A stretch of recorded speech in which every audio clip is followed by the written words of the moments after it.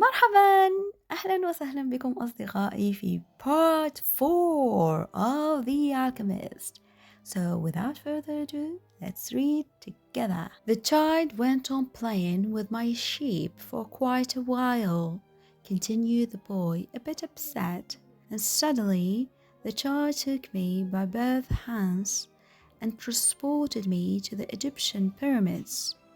He paused for a moment to see if the woman knew what the Egyptian pyramids were, but she said nothing. Then, at the Egyptian pyramids, he said the last three words slowly so that the old woman would understand. The child said to me, "If you come here, you will find a hidden treasure." And just as she was about to show me the exact location, I woke up. Both times. The woman was silent for some time. Then she again took his hands and studied them carefully. "I'm not going to tell you anything now," she said, "but I want 1/10 of the treasure if you find it."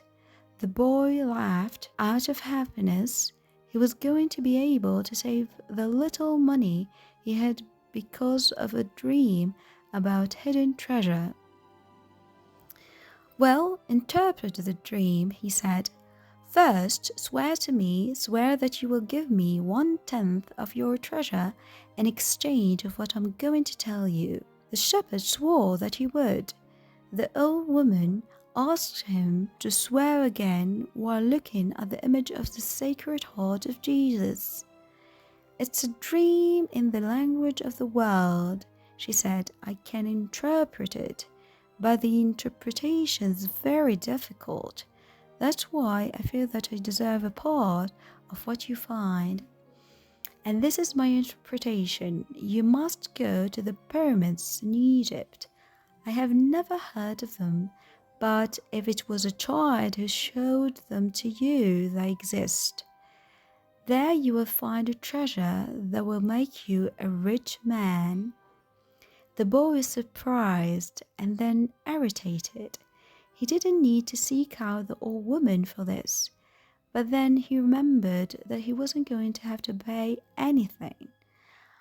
"I didn't need to waste my time just for this," he said. "I told you that your dream was a difficult one.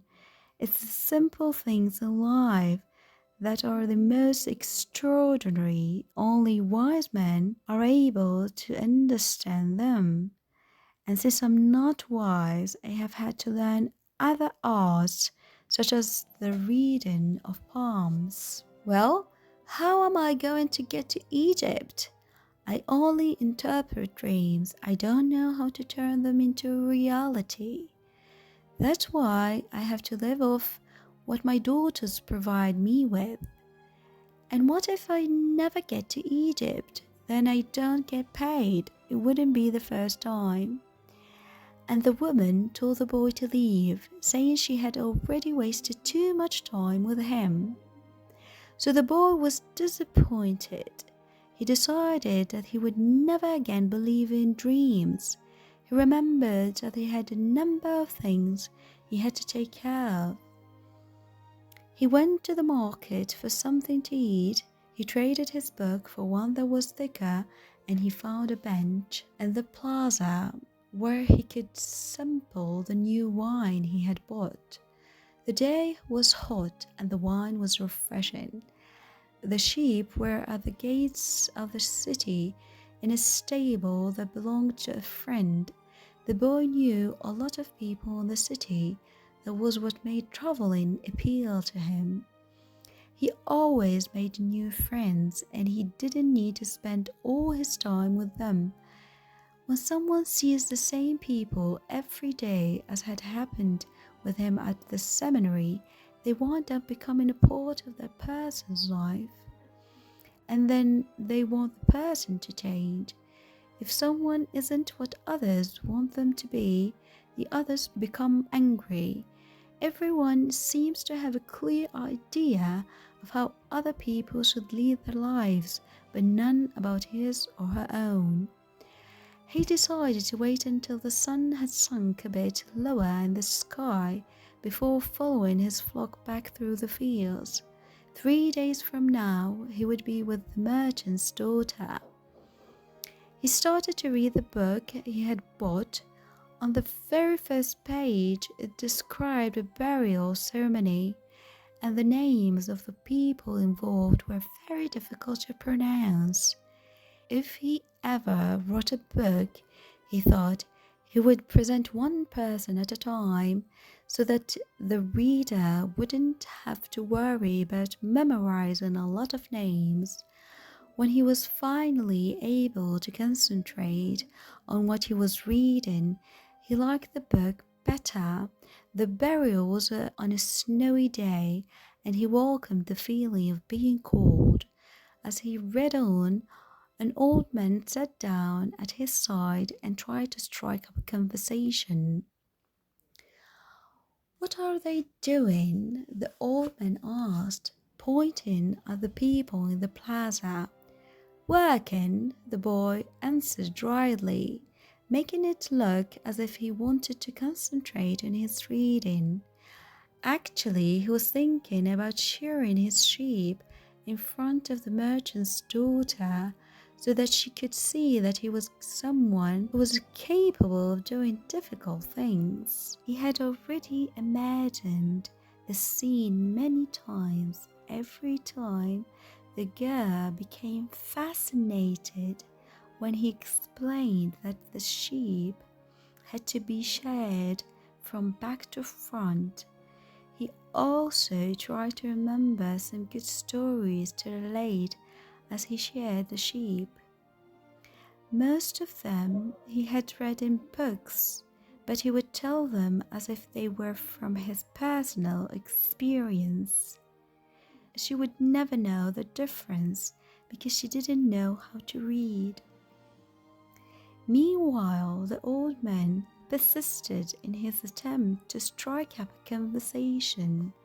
He said that he was tired and thirsty and asked if he might have a sip of the boy's wine. The boy offered his bottle, hoping that the old man would leave him alone. But the old man wanted to talk, and he asked the boy what book he was reading.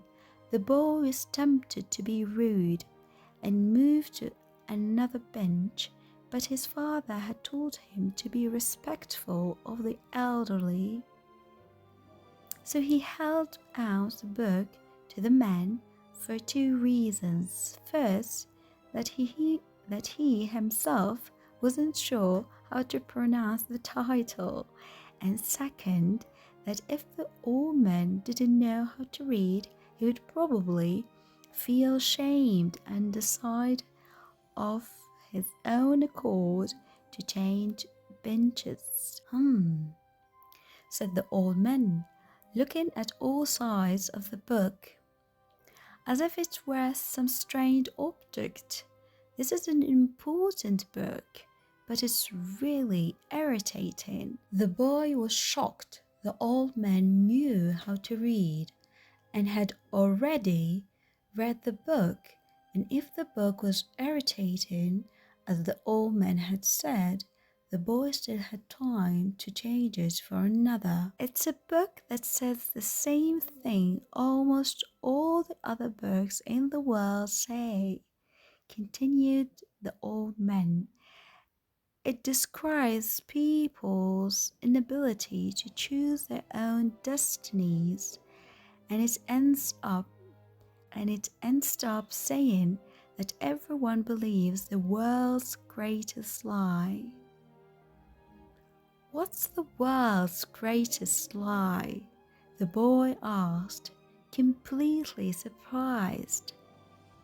"It's this: that at a certain point in our lives, we lose control of what's happening to us, and our lives become controlled by fate. That's the world's greatest lie." "That's never happened to me," the boy said. "They wanted me to be a priest, but I decided to become a shepherd.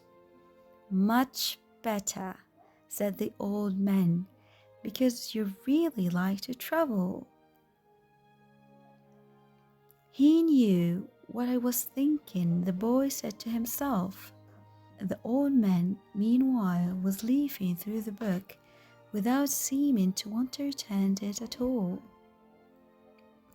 The boy noticed that the man's clothing was strange. He looked like an Arab, which was not unusual in those parts. Africa was only a few hours from Tarifa. One had only to cross the narrow streets by boat. Arabs often appeared in the city, shopping and chanting their strange prayers several times a day. Where are you from? The boy asked. From many places. No one can be from many places, the boy said.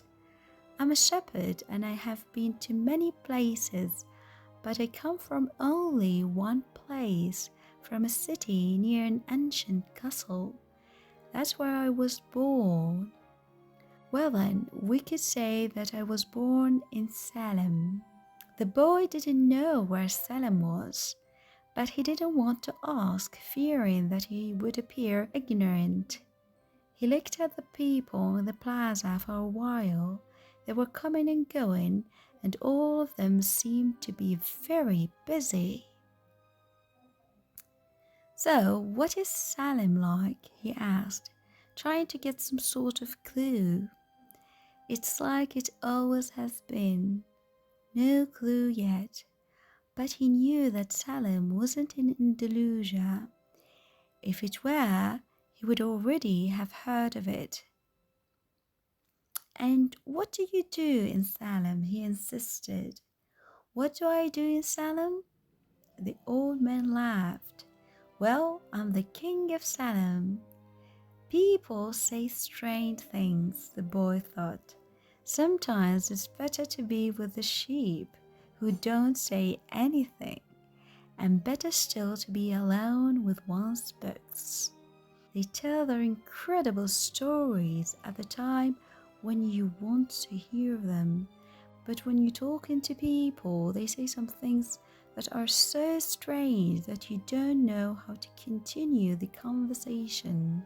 My name is Melchizedek, said the old man. How many sheep do you have? Enough, said the boy. He could see that the old man wanted to know more about his life. Well then, we've got a problem. I can't help you if you feel you've got enough sheep. The boy was getting irritated. He wasn't asking for help. It was the old man who had asked for a drink of his wine and had started the conversation. Give me my book, the boy said. I have to go and gather my sheep and get going. Give me 1/10 of your sheep, said the old man, and I'll tell you how to find the hidden treasure. The boy remembered his dream, and suddenly everything was clear to him. The old woman hadn't told him anything about the old man. Maybe he was her husband, was going to find a way to get much more money in exchange for information about something that didn't even exist. The old man was probably a gypsy too. But before the boy could say anything, the old man leaned over, picked up a stick, and began to write in the sand of the plaza. Something bright reflected from his chest with such intensity that the boy was momentarily blinded. With a movement that was too quick for someone his age, the man covered whatever it was with his cape. When his vision returned to normal, the boy was able to read what the old man had written in the sand. There, in the sand of the plaza of that small city, the boy read the names of his father, and his mother and the name of the seminary he had attended. He read the name of the merchant's daughter, which he hadn't even known, and here are things he had never told anyone. والآن أصدقائي إلى الملخص. استمرت الفتاة باللعب مع الأغنام، ثم أخذت بيدي سانتياغو وقالت أن هناك كنزا مخبأ في أهرام مصر، ولكن وقبل أن تدله على موقعه استفاق الغلام من منامه. استمعت العجوز للغلام في صمت، ثم قالت: لا أريد ثمن هذه المقابلة بشرط أن تعطيني عشر الكنز إن أنت وجدته. فوافق الغلام على ذلك. لم يعر الغلام الكثير من الأهمية لتأويل العجوز، ومضى إلى أشغاله. ترك أغنامه في اسطبل صديق له على أعتاب المدينة، وجلس هو على مقعد في ساحة المدينة، وهم بقراءة الكتاب الذي كان بحوزته. فإذا بعجوز بلباس غريب يجلس بالقرب منه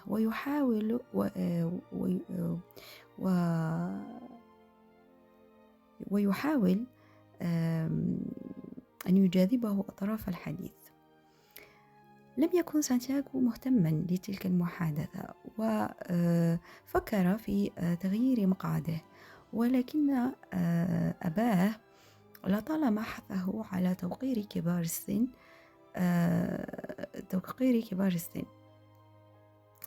قال العجوز لسانتياغو: ماذا تقرأ؟ ماذا تقرأ؟ فأراد الغلام اغتنام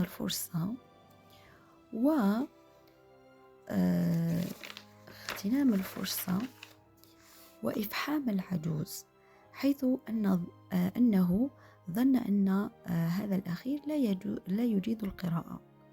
ولكنه تفاجأ عندما قال العجوز أن هذا الكتاب مزعج، حيث أنه وباختصار وفي شرح وجهة نظره العجوز قال أنه باختصار أن هذا الكتاب يقول كل ما تقوله كل الكتب الأخرى، فإنها جميعها تصف عدم قدرة الإنسان على اختيار مساره بنفسه، وتحوي أيضا الكذبة الكبرى.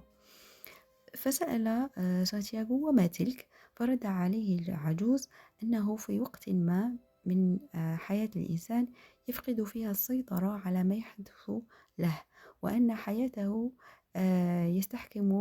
يتحكم فيها القدر. فرد الغلام: هذا لم يحدث لي، فقد أرادوني قسا، ولكني أردت أن أصبح راع. فهنأه العجوز على ذلك. طلب الغلام من العجوز أن يعيد له كتابه، فقال العجوز أنه يريد عشر أغنامه. فظن الغلام أن هذا العجوز ما هو إلا زوج قارئة الكف يريد أن يقتص من الغلام ثمن المقابلة. ولكن قبل أن يستطيع سانتياغو قول أي شيء، دان العجوز من الأرض وكتب شيئا على الرمل بعصاه،